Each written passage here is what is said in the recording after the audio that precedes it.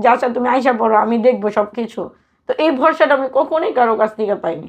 Family বলেন, family সবসময় একটা কথা বলতো, তোমার এখানেই থাকতে হবে, তুমি মেয়ে। আমার মা আমারে বুঝাইতো, তুমি মেয়ে, তুমি কি তোমার বাবার সম্মানের কথা ভাবো না? কিন্তু এখান থেকে আমার লাইফ পুরো শেষ হয়ে যাইতেছে। আমার প্রচুর পরিমাণ মারতো। তো ডিভোর্সটা কি করে গেলে?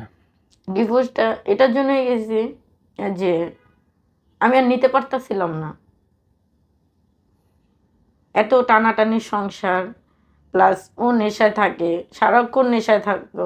আমার ছেলে বড় হচ্ছে, আমার ছেলে চাহিদা পূরণ করতেছে না, তাহলে কেমনি কি হবে? আমার ছেলের ভবিষ্যৎটা কি? আমার ছেলে, একটা কথা, আমার যখন ডেলিভারির সময় হয়, ওনারা আমার এই ডেট দিয়েছিল ডিসেম্বরের 12 তারিখ। তো তখন আমি যখন হসপিটাল দেখে, তখন আমার ছোটো আম্মু আসে। তো আমার ছোটো আম্মু আসে, ডাক্তার দেখে, ডাক্তার বলে কি যে এখন আর না, হয়তো আরও পরে হবে। তো আমার কথা হচ্ছে, যত পরে হবে তাহলে তো আমার ভর্তি থেকে কোনো লাভ নেই। তো আমি বাসায় যাই। ভাই আমি কেন বাসায় যাই? এটার জন্য আমারে মারে। পরে আমি বললাম যে আমার তো ডাক্তার বলছে যে আরো 2-3 দিন পরে, তাহলে আমি কেন হসপিটালে থাকবো? তুই থাকবি, সমস্যা কি?